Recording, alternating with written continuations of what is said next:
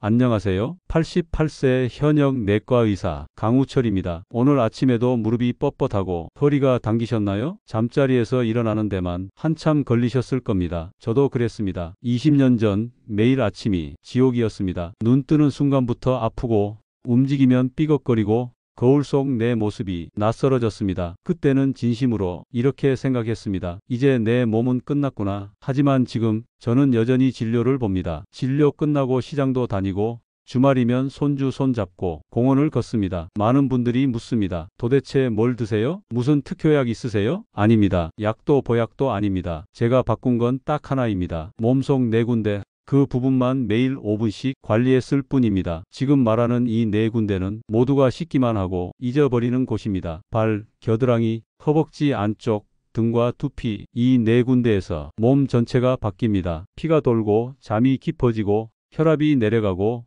관절이 유연해지고 기억력까지 또렷해집니다. 실제로 저한테 온 환자들 중 80대의 혈압약 끊은 분도 있습니다. 무릎 통증으로 1년을 고생하던 분이 지팡이 놓은 경우도 있습니다. 당뇨로 발가락, 절단 위기까지 갔던 분이 단 3개월 만에 정상 수치로 회복한 사례도 있습니다. 거짓말처럼 들리시죠? 그럴 겁니다. 왜냐하면 당신은 지금까지 틀린 상식을 믿고 살아오셨기 때문입니다. 예를 하나 들어보겠습니다. 식사 후 피곤하다고 뜨거운 물에 몸 담그시는 분들 많죠? 그게 오히려 심장을 망가뜨리는 습관입니다. 혈관이 갑자기 확장되면서 심장이 펌프질을 버티지 못하고 쓰러지는 경우 저는 진료실에서 정말 많이 봤습니다. 목욕하고 오겠다며 일어섰다가 그 자리에서 그대로 쓰러져 구급차에 실려간 분도 계셨습니다. 몸을 풀겠다고 한 행동이 오히려 몸을 해치는 행위였던 겁니다. 우리는 지금까지 잘못된 정보를 믿고 가장 중요한 것들을 무시하며 살아왔습니다. 하지만 괜찮습니다. 지금이라도 시작하면 바뀝니다. 늦지 않았습니다. 지금 구독 버튼 누르십시오. 이건 광고도 아니고 유행도 아닙니다. 당신이 지금보다 건강해지고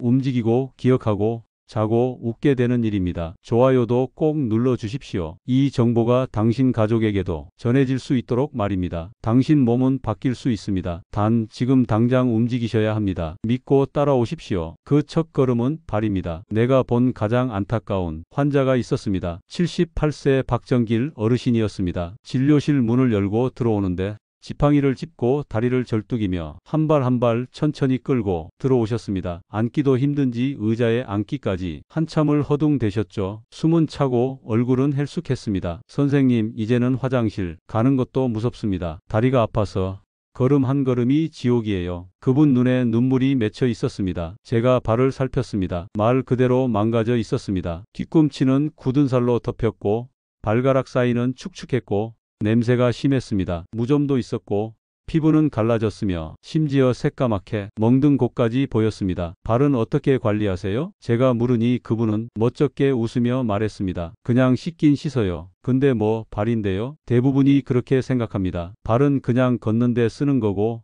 씻기만 하면 된다고 믿습니다. 그 믿음이 몸을 망가뜨립니다. 발은 단순한 이동수단이 아닙니다. 발에는 7,000개 넘는 신경 말단이 있습니다. 이 말단은 장기와 뇌, 혈관과 연결되어 있습니다. 그래서 예로부터 발은 제2의 심장이라 불렸습니다. 발이 무너지면 피가 안 돌고 피가 안 돌면 심장이 2배로 힘들어집니다. 심장이 힘들면 혈압이 오르고 몸 전체에 무리가 오죠. 박정길 어르신 역시 피가 발에서 위로 올라가지 못해 심장에 부담이 쌓이고 있었습니다. 혈압도 계속 높았고 밤이면 다리가 부어오르고 무릎은 쑤셨습니다. 약을 먹어도 나아지지 않았습니다. 제가 알려드린 방법은 어렵지 않았습니다. 매일 저녁 체온보다 약간 따뜻한 물에 발을 30분 정도 담그는 것부터 시작했습니다. 물에는 소금 한 줌을 넣었습니다. 염증을 가라앉히고 피로를 빼주는데 큰 도움이 되죠. 그분은 이걸 처음엔 대수롭지 않게 시작하셨습니다. 하지만 일주일쯤 지나자 변화가 느껴지기 시작했습니다. 선생님, 발이 가볍습니다. 붓기가 빠졌어요. 잠도 잘 오고요. 그분이 이렇게 말하셨습니다. 그 다음은 발바닥 마사지였습니다. 아침에 눈 뜨자마자 그리고 자기 전 손가락 끝으로 발바닥을 꾹꾹 눌렀습니다. 뒤꿈치와 발가락 사이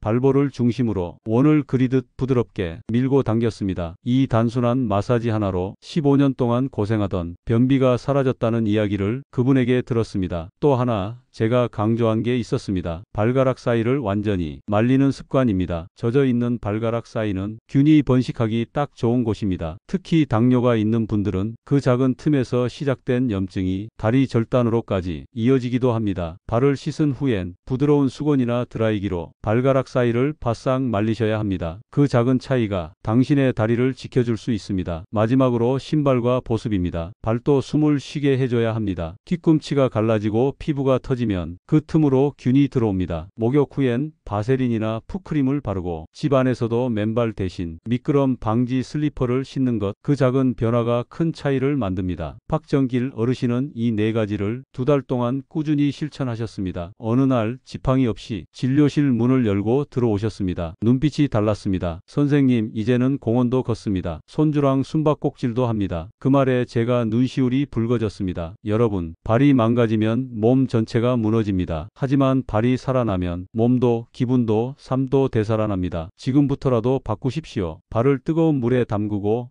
부드럽게 마사지하고 발가락 사이를 꼼꼼히 말리고 로션 바르고 편한 신발을 신으십시오. 5분이면 됩니다. 정말 5분이면 인생이 바뀝니다. 당신의 심장은 가슴에만 있는 게 아닙니다. 발끝에도 뛰고 있습니다. 이제 발부터 살리십시오. 몸이 바뀌는 걸 느끼게 되실 겁니다. 벌컥 진료실 문을 열고 들어온 75세 이정희 할머니, 목소리는 쉰 듯 갈라졌고 기침을 하느라 말을 잇지 못했습니다. 선생님, 또 그 계절이 왔어요. 봄만 되면 기침이 멈추질 않아요. 이제는 약도 안 듣는 것 같아요. 차트를 보니 이분은 10년 넘게 매년 같은 증상으로 병원에 오셨습니다. 봄, 가을이면 알레르기성 비염과 기관지염, 항생제, 스테로이드, 해열제, 이 세 가지가 일상이었습니다. 제가 물었습니다. 매년 똑같이 아프신데 평소 생활에서 바꿔본 게 있으세요? 그분은 이렇게 말했습니다. 뭐 딱히요. 손 씻고 마스크 쓰는 것 말고는요. 그리고 마지막에 덧붙이셨죠. 그래서 저는 체질이 약한가 보다 하고 살아요. 아닙니다. 체질이 약한 게 아닙니다. 몸 안에 통로가 막혀 있는 겁니다. 그 통로가 어딘지 아십니까? 바로 겨드랑이입니다. 겨드랑이엔 우리가 눈으로 볼 수 없는 20개 이상의 림프절이 숨어 있습니다. 이 림프절은 혈액 속이 노폐물과 독소를 걸러주는 몸의 정화 필터 같은 곳입니다. 여기서 백혈구가 만들어지고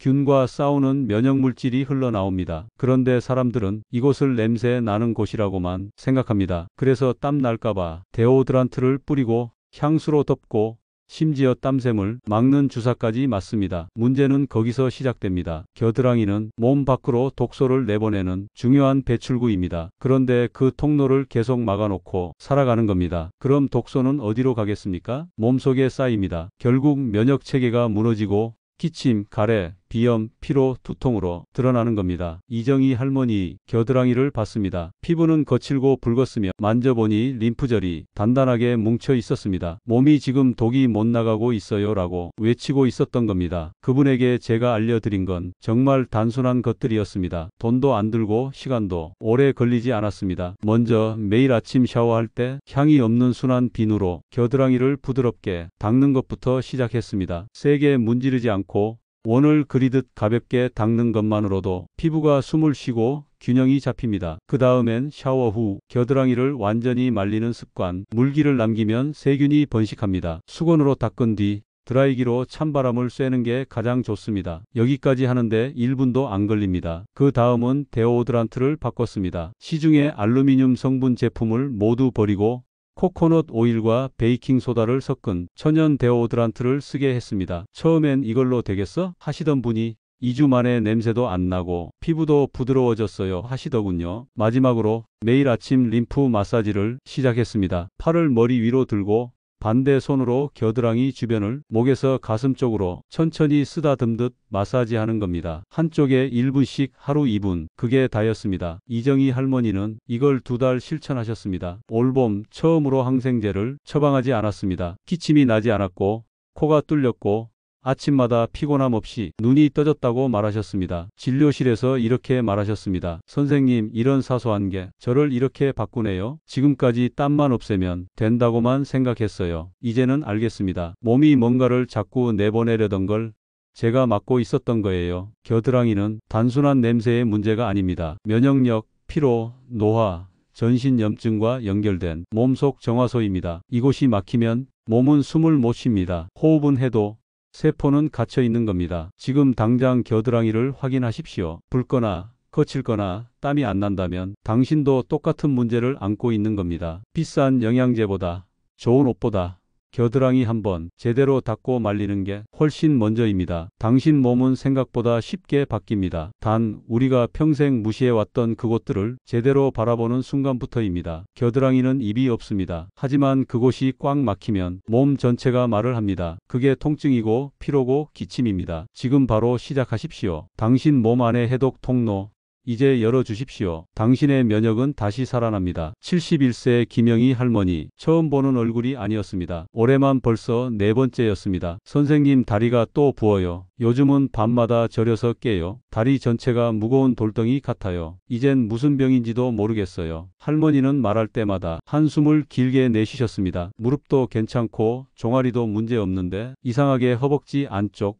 특히 사타구니 부근이 당기고 붓고 저리다는 겁니다. 병원을 여러 군데 돌아다녔지만 아무도 정확한 원인을 말해주지 않았다고 했습니다. 그런데 저는 단번에 알 수 있었습니다. 이 문제의 핵심은 혈관과 림프, 그 중에서도 허벅지 안쪽, 정확히 말하면 서해부에 있었습니다. 그곳엔 굵은 동맥과 정맥, 림프절이 몰려 있습니다. 우리 몸에서 가장 큰 피줄과 면역 통로가 딱 그 허벅지 안쪽에 지나갑니다. 그런데 나이가 들수록 이 부위가 굳고 움직임이 줄고 통풍이 안 되고 결국 순환이 막히게 됩니다. 문제는 이걸 아무도 얘기해 주지 않는다는 겁니다. 허벅지 안쪽이 불편하다고 하면 사람들은 하체가 굳은 거겠지 하고 넘어가고 괜히 민망하다고 대충 씻고 말고 조금씩 불편함을 감추며 살게 됩니다. 그러다 어느 순간 다리가 붓고 무릎이 당기고 혈압이 올라가고 간 수치까지 이상이 생기기 시작하는 겁니다. 김영희 할머니도 그랬습니다. 평소 집에서는 늘 꽉 끼는 속옷을 입고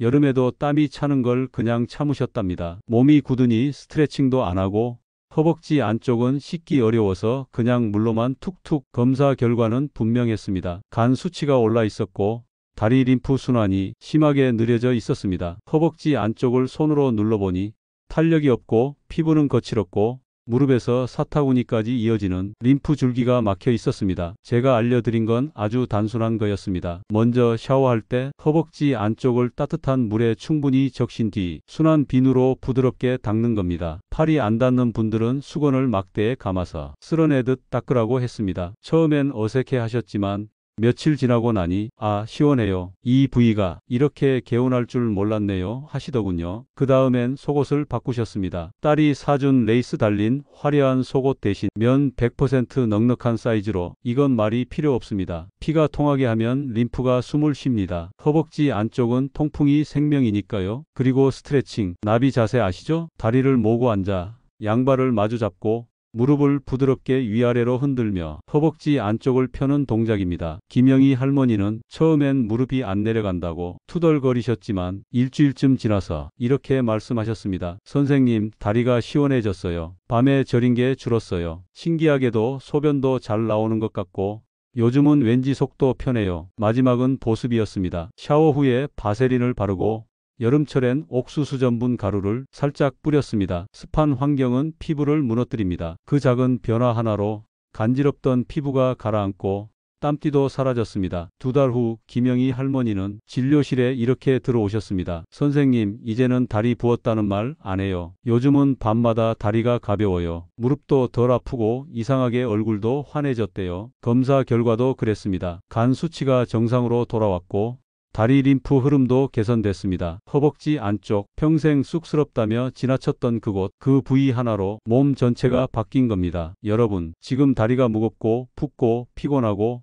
밤에 저리고 속이 답답하다면 허벅지 안쪽부터 보십시오. 거긴 그냥 피부가 아닙니다. 피가 돌고 림프가 돌고 간이 숨쉬는 관문입니다. 아무리 비싼 보약도 이 한 군데가 막히면 효과 없습니다. 움직이십시오. 씻으십시오. 펴주십시오. 말려주십시오. 작은 변화가 당신 다리와 간을 바꿉니다. 그리고 삶이 바뀝니다. 몇 달 전 75세 조명자 할머니가 진료실에 들어오셨습니다. 잘 걷고 잘 웃고 말도 또박또박 하시는 분인데 표정이 어딘가 불안했습니다. 선생님, 저 혹시 치매일까요? 요즘 손주 이름도 자꾸 헷갈리고 뭘 하려다 그걸 왜 하려 했는지도 까먹어요. 이러다 가족한테 짐이 될까봐 무섭습니다. 할머니는 진지했습니다. 이런 걱정은 누구에게나 올 수 있습니다. 특히 나이 들어감에 따라 기억력 저하, 집중력 저하, 말이 꼬이는 경험 한두 번 겪고 나면 나도 치매가 오는 걸까? 란 공포가 스며듭니다. 하지만 저는 그분을 보자마자 알 수 있었습니다. 치매가 아니라 뇌로 가는 피가 줄어든 것이었습니다. 그리고 그 시작은 머리가 아닌 등에 있었습니다. 사람들은 머리가 멍하면 뇌만 생각합니다. 하지만 뇌에 피를 올려주는 길은 목과 어깨 그리고 등에서 시작됩니다. 등이 뭉치고 두피가 딱딱해지면 뇌는 숨을 못 쉬게 됩니다. 조명자 할머니의 등을 만져봤습니다. 딱딱했습니다. 목 아래에서 어깨까지 근육이 바위덩이처럼 굳어 있었고 두피는 차갑고 말 그대로 막혀 있는 느낌이었습니다. 할머니, 머리는 문제가 없어요. 피가 안 가는 겁니다. 이 말에 할머니는 처음으로 안심한 표정을 지으셨습니다. 제가 알려드린 건 별거 아니었습니다. 다만 그동안 누구도 알려주지 않았을 뿐입니다. 먼저 샤워할 때 등을 씻는 법부터 바꿨습니다. 그전엔 팔이 안 닿는다고 대충 물만 흘리고 말았답니다. 하지만 제가 추천한 건 긴 손잡이가 달린 부드러운 브러시였습니다. 물을 묻히고 등을 척추를 중심으로 양옆으로 원을 그리듯 부드럽게 쓸어내렸습니다. 그렇게 하루 5분씩 등을 정성껏 닦기 시작했더니 땀이 나고 열감이 돌고 이상하게도 머리가 맑아졌다고 하셨습니다. 다음은 두피 마사지였습니다. 손가락 끝으로 머리 전체를 가볍게 눌러주고 문질러주는 것, 특히 관자놀이, 뒤통수, 정수리, 이 부위에 피가 돌기 시작하면 뇌도 제 역할을 다시 하기 시작합니다. 조명자 할머니는 샴푸할 때마다 마치 화초에 물을 주듯 두피를 천천히 누르며 씻기 시작하셨습니다. 그리고 스트레칭, 목을 좌우로 돌리고 어깨를 크게 젖혔다가 내리고 상체를 천천히 좌우로 비트는 것 하루 3분이면 충분합니다. 침대에서도 누운 채 할 수 있습니다. 엎드린 채 무릎을 굽혀 엉덩이를 살짝 들어 올렸다 내리는 동작만 해도 척추가 풀리면서 뇌로 가는 피가 살아납니다. 마지막은 밤에 하는 등 마사지였습니다. 잠자기 전 손바닥에 오일을 덜고 목부터 어깨, 어깨에서 등까지 부드럽게 쓸어내리듯 문질러 주는 것. 혼자 하기 어려울 땐 테니스공 2개를 양말에 넣어 바닥에 놓고 그 위에 등을 올리고 천천히 몸을 굴리는 것만으로도 충분합니다. 이 4가지를 실천한 지 3주쯤 지났을 때 할머니는 다시 병원에 오셨습니다. 표정이 훨씬 밝아졌습니다. 선생님, 요즘 머리가 참 맑아요. 손주 이름도 한 번에 떠오르고 계산도 빨라지고 잠도 깊이 자요. 남편이 그러네요. 요즘 내가 다시 예전 같다고. 검사 수치도 좋아졌습니다. 혈압이 안정되고 불면증도 줄어들었고 무엇보다 본인이 자신감을 되찾았습니다. 등과 두피, 그저 씻는 곳이라 생각했던 이 부위가 뇌를 살리는 통로였습니다. 뇌는 혼자 움직이지 않습니다. 피가 가야, 영양이 가야 기능을 합니다. 그리고 그 시작은 등에서부터입니다. 지금 머리가 멍하고 단어가 떠오르지 않고 생각이 느려졌다고 느끼신다면 등과 두피부터 살펴보십시오. 그곳이 뭉쳐있고 두피가 딱딱하고 차갑다면 당신의 뇌는 피가 부족한 겁니다. 피는 도로입니다. 도로가 막히면 목적지에 도착하지 못합니다. 지금부터 길을 뚫어 주십시오. 당신의 기억력, 집중력, 그리고 생기까지 되돌아올 수 있습니다. 등과 두피, 지금까지는 신경도 안 썼던 그곳이 당신 삶의 방향을 바꿉니다. 사람들은 이렇게 말합니다. 선생님, 좋은 건 알겠는데 그걸 어떻게 다 해요? 영상은 좋았어요. 그런데 막상 하려고 하면 머릿속이 하얘져요. 그럴 때마다 저는 단순하게 말합니다. 하루에 하나씩만 하십시오. 진짜 그거면 됩니다. 모든 걸 한꺼번에 하려다 포기하느니 단 하나라도 꾸준히 하는 게 100배 낫습니다. 68세 박상필 어르신도 처음엔 고개를 절레절레 흔드셨습니다. 선생님, 그 발도 씻고 겨드랑이도 마사지하고 허벅지도 하고 두피까지. 아니, 이걸 다 하라고요? 그럼 하루가 다 가요. 제가 말했습니다. 아니요, 하루에 딱 하나만 하십시오. 오늘은 발, 내일은 겨드랑이. 그렇게 요일마다 하나씩만 하세요. 처음엔 반신반의하시던 어르신이 한 달 후 다시 찾아오셨을 땐 얼굴부터 달라져 있었습니다. 선생님, 제가 요즘 요일을 몸으로 느껴요. 월요일엔 발부터 시원하고 화요일엔 겨드랑이가 가볍고 수요일엔 다리가 덜 붓고 신기하게도 안한 부위까지도 덜 아파요. 그분의 실천 방법은 이렇습니다. 월요일 아침 세수를 하면서 발도 함께 씻습니다. 따뜻한 물에 발을 담그고 굳은 살을 부드럽게 밀고 보송하게 말려줍니다. 발가락을 천천히 움직이며 발목을 돌리고 마무리로 보습제를 발라주면 하루 종일 발이 가볍습니다. 화요일은 샤워할 때 겨드랑이를 특별히 챙깁니다. 비누로 원을 그리며 부드럽게 닦고 드라이기로 찬바람을 쐰니다. 습한 겨드랑이에 시원한 바람이 지나가면 그날 하루가 뭔가 상쾌하게 열립니다. 팔을 위로 들어 올리고 반대손으로 겨드랑이부터 가슴 사이를 쓸어내리듯 마사지하면 몸 안쪽까지 림프가 살아나는 느낌이 듭니다. 수요일은 허벅지를 위한 날입니다. 자기 전 나비 자세로 앉아 무릎을 흔들며 허벅지 안쪽을 풀어주고 따뜻한 수건으로 사타구니 부위를 덮습니다. 그 부위가 숨 쉬는 순간 온몸에 따뜻한 기운이 돌기 시작합니다. 통풍 잘 되는 속옷으로 갈아입고 잠들면 밤새 다리가 덜 붓고 소변도 편하게 나옵니다. 목요일엔 머리를 감으며 두피를 천천히 눌러줍니다. 정수리, 관자놀이, 뒤통수를 천천히 지압하면 머리가 맑아지고 눈이 또렷해집니다. 등은 샤워 브러쉬로 척추 옆을 따라 부드럽게 쓸어주고 어깨를 크게 돌려주면 머리가 맑아지고 잠이 잘 옵니다. 금요일은 이번 주에 가장 좋았던 관리 하나를 다시 하는 날입니다. 몸이 기억한 걸 다시 되짚는 시간입니다. 거울 앞에 서서 조용히 중얼거립니다. 내 몸은 내가 돌본다. 내 몸은 좋아지고 있다. 이 말만으로도 몸은 스스로를 회복시킬 준비를 시작합니다. 토요일은 움직이는 날입니다. 설거지를 하며 발뒤꿈치를 들어 올리고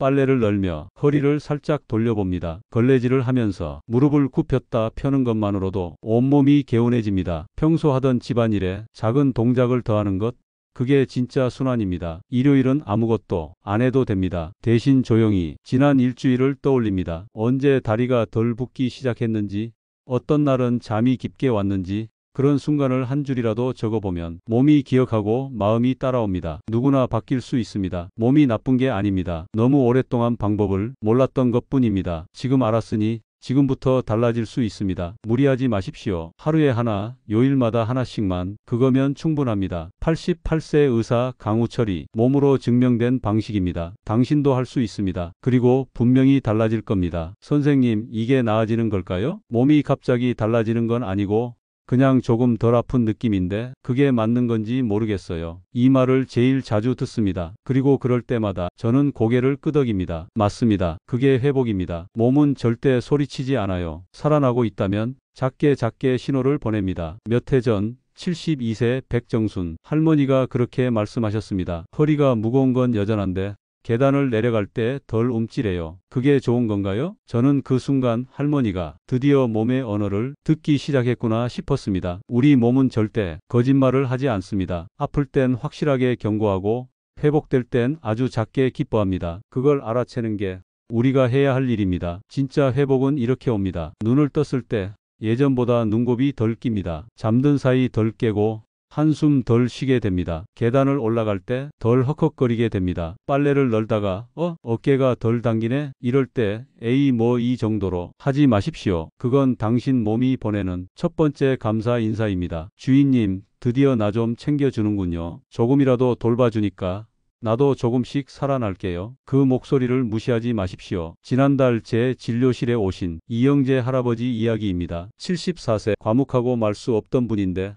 요즘 들어 기억이 흐릿해졌다고 하셨습니다. 방금 한 말도 금방 까먹고 자꾸 핸드폰 찾고 무섭더라고요. 내가 이렇게 늙는 건가 싶어서요. 그때 알려드린 건 겨우 두피 마사지와 등 스트레칭이었습니다. 하루에 3분 관자놀이와 정수리를 손끝으로 누르고 목을 천천히 돌리고 어깨를 뒤로 젖혀주는 동작, 그게 전부였습니다. 2달 후 다시 찾아오신 할아버지는 웃으며 말했습니다. 선생님, 전혀 기억이 안 나서 놓친 줄 알았는데 이젠 자주 까먹지 않아요. 기억이 안 나는 것도 있었지만 내가 그냥 너무 피곤했던 것 같아요. 그 말 정말 중요합니다. 치매가 아니라 과로였던 겁니다. 몸이 기진맥진하면 뇌도 버거운 겁니다. 기억력이 무너진 게 아니라 온몸이 숨고를 틈이 없었던 거죠. 그래서 저는 말씀드립니다. 몸이 보내는 아주 작은 신호, 그걸 먼저 읽으십시오. 입이 마르지 않고 촉촉해졌다면 수분 대사가 좋아지고 있다는 뜻입니다. 밤에 덜 깨고 푹 잤다면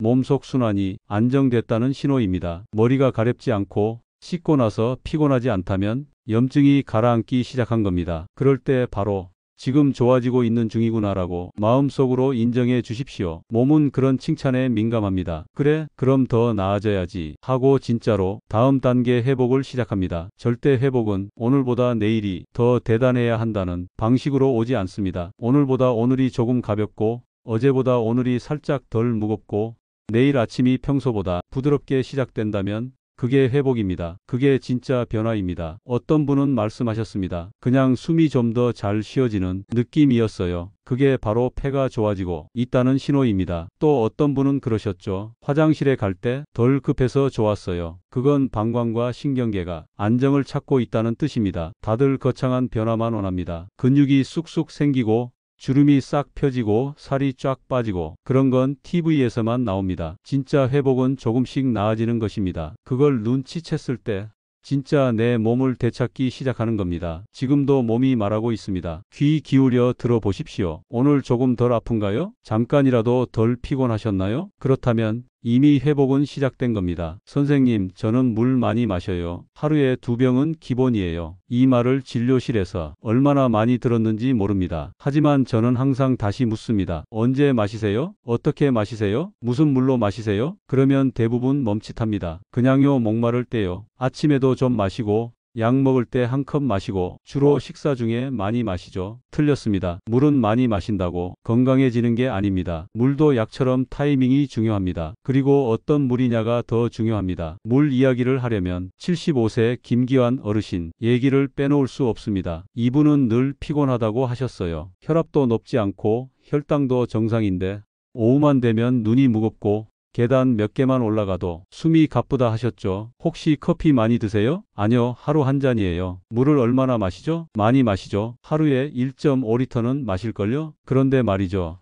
그 물을 언제 마셨는지가 문제였습니다. 아침에 일어나자마자 물 한 컵을 안 마시고 점심 먹으며 벌컥벌컥 마셨고 오후엔 목이 마를 때 갑자기 500ml를 들이켰습니다. 그럼 피곤하죠. 제가 말했습니다. 그건 몸에 채워주는 게 아니라 오히려 몸을 몰아치는 방식입니다. 물을 그렇게 몰아서 마시면 몸은 수분이 부족한 줄 알고 오히려 물을 저장하려고 합니다. 그게 바로 붓기의 시작이고 신장에 무리가 가는 첫걸음입니다. 김 어르신께는 딱 3가지만 바꿔보시라고 했습니다. 아침에 눈 뜨자마자 입만 헹군 뒤 미지근한 물 반 컵을 천천히 삼키는 것, 식사 중에는 절대 물을 벌컥벌컥 마시지 말 것, 목마르기 전에, 입이 마르기 전에 작은 컵으로 자주 물을 마실 것. 딱 2주 만에 어르신이 달라졌습니다. 눈이 또렷해지고 오후에 졸음이 사라졌고 무릎도 덜 뻣뻣하다고 하셨습니다. 별거 안 했는데 이게 이렇게 다르네요? 그렇습니다. 몸은 원래 그렇게 정직합니다. 물을 잘 마신다는 건 많이 마신다는 게 아닙니다. 몸이 원할 때 몸이 흡수할 수 있는 방식으로 마시는 것입니다. 물도 약이 되려면 온도, 타이밍, 양, 이 3가지가 맞아야 합니다. 미지근한 물이 좋습니다. 찬물은 위장을 놀라게 하고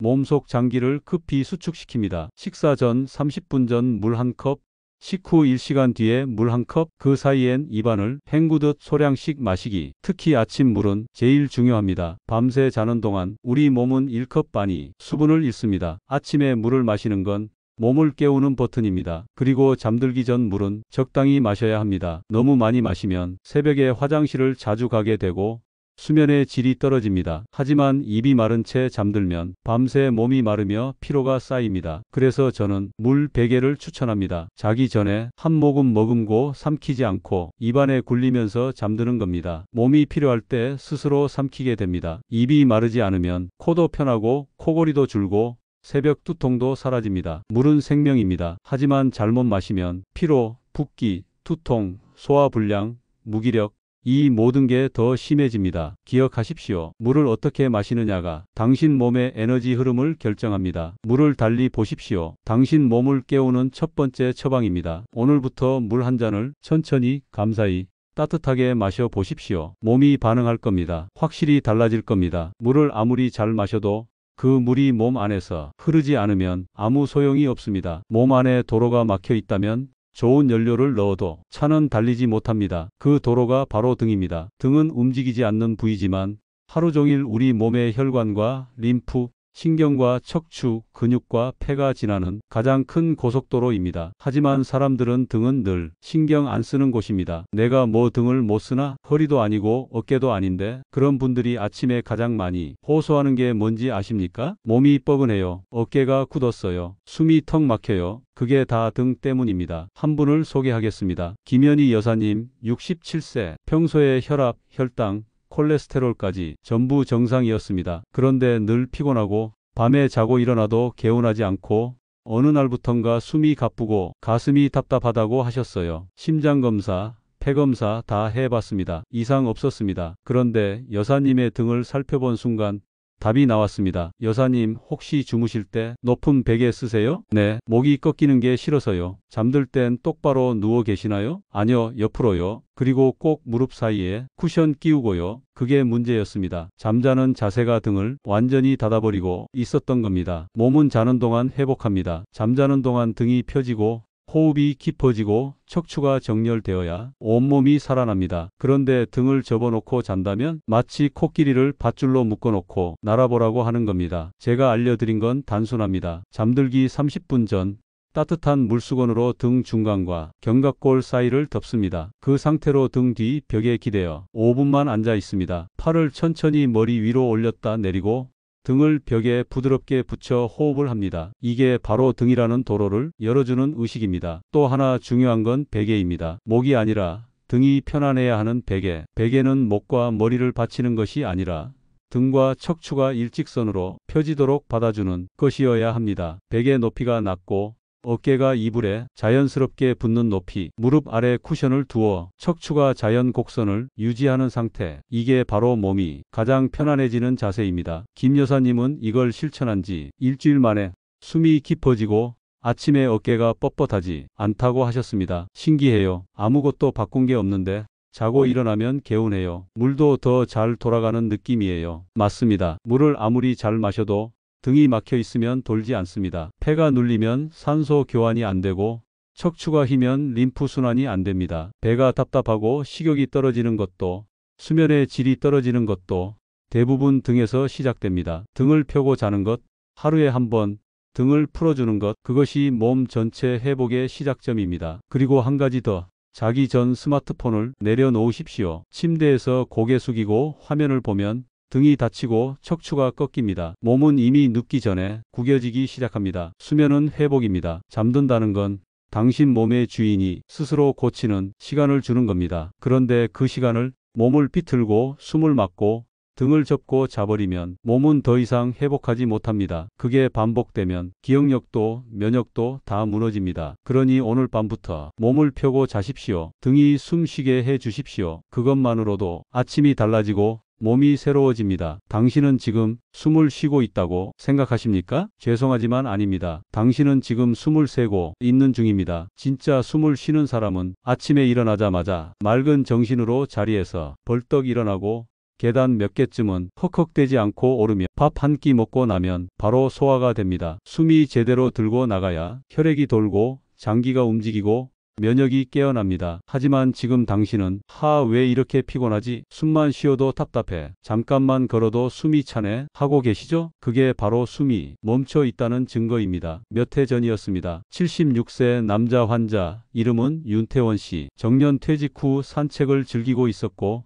겉으로는 멀쩡했습니다. 그런데 자꾸 숨이 가쁘고 계단을 올라가다 가슴을 움켜쥐는 일이 잦았습니다. 심장검사, 폐기능검사 다 해봤지만 크게 이상이 없었습니다. 그러던 중 문진을 하며 물었습니다. 혹시 코를 자주 고시나요? 네, 아내가 아주 싫어합니다. 자는 동안 몇 번 숨이 멎는다고도 해요. 거기서 저는 확신했습니다. 숨이 멎는 동안 뇌는 서서히 산소를 잃고 있었습니다. 그건 단순한 콧고리가 아닙니다. 당신 몸의 전 시스템이 저산소 상태로 망가지고 있었던 겁니다. 윤 씨는 아내의 말이 괜한 잔소리인 줄 알았답니다. 하지만 수면 중 저산소증은 치매의 전조이고 심장마비의 방아쇠이며 면역 저하의 지름길입니다. 제가 그에게 권한 건 별거 없었습니다. 자기 전 따뜻한 수건으로 코와 양볼을 감싸며 호흡을 깊게 들이마시고 들숨보다 긴 날숨을 천천히 내뱉는 훈련, 숨을 마시기보다 숨을 비워주는 연습을 시킨 겁니다. 그리고 낮에는 10분씩 벽에 등을 대고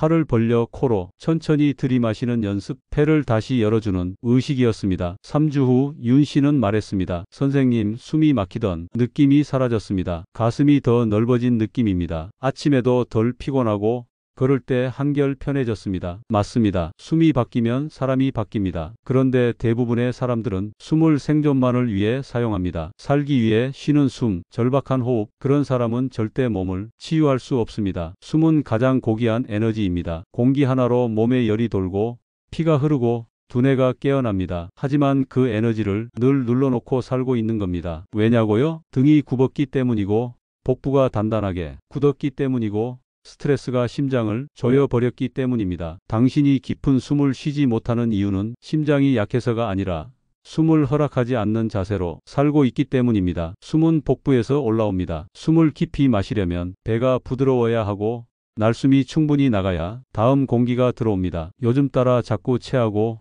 소화가 안 되고 명치가 답답하다는 분들, 당신은 지금 숨이 안 빠지고 있는 겁니다. 그럴 때 이렇게 하십시오. 편한 자세로 앉아 복부에 손을 얹고 입을 다문 채 코로 천천히 숨을 마십니다. 3초 동안 배를 밀어내듯 들이마신 다음 6초 동안 천천히 코로 내쉽니다. 입으로 내뱉지 마십시오. 폐가 놀랍니다. 이걸 5분만 반복해 보세요. 단 TV 보면서 하지 마십시오. 아무것도 하지 마시고 그저 숨만 관찰하십시오. 숨은 마음과 몸을 연결하는 유일한 도구입니다. 숨을 바꾸면 소화가 바뀌고 면역이 바뀌고 피부가 바뀌고 기억력이 바뀝니다. 그리고 가장 중요한 건 내가 내 숨을 돌봤다는 감각이 당신을 치유하기 시작합니다. 기억하십시오. 당신은 숨 쉬는 기계가 아닙니다. 당신은 숨 쉬는 사람입니다. 숨은 살아있다는 가장 확실한 증거입니다. 그걸 되찾는 순간 몸은 스스로 살아납니다. 나는 한때 매일 아침이 두려웠습니다. 몸이 무겁고 눈이 침침하고 무릎이 뻣뻣하고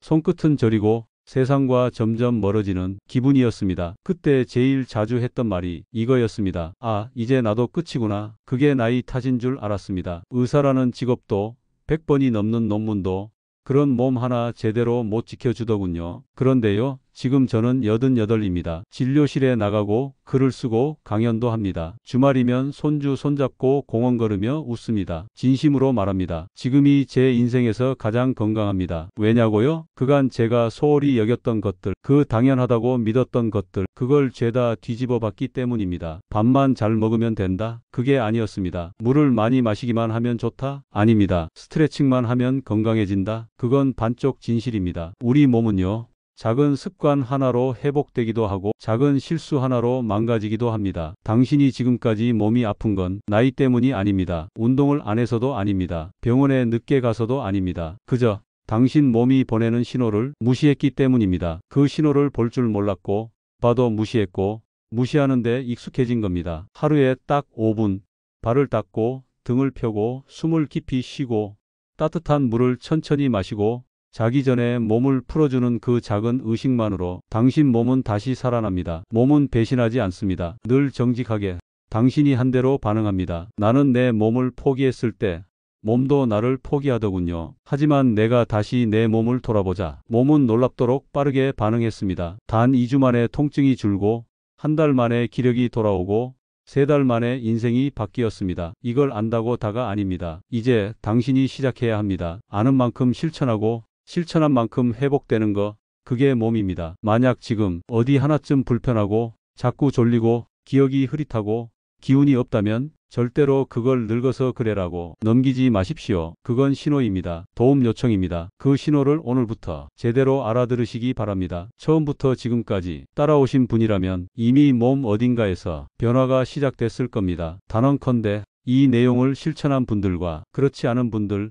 3개월 후 몸 상태는 하늘과 땅 차이일 겁니다. 이 영상이 당신의 인생에서 처음이자 마지막 전환점이 되길 바랍니다. 지금 구독 버튼 눌러 주십시오. 좋아요도 눌러 주시면 당신 몸이 좋아합니다. 그리고 매일 아침 조금 더 가벼워진 몸으로 눈을 뜨게 될 겁니다. 88세 강우철이 직접 증명했습니다. 이제는 당신 차례입니다. 이 영상은 한번 듣고 끝낼 내용이 아닙니다. 지금부터 매일 이 영상을 틀고 따라 하십시오. 틀어놓고 같이 숨 쉬고 같이 움직이고 같이 회복하십시오. 당신의 몸은 듣는 것보다 따라할 때 바뀝니다. 틀어놓기만 해도 몸이 반응할 겁니다. 감사합니다.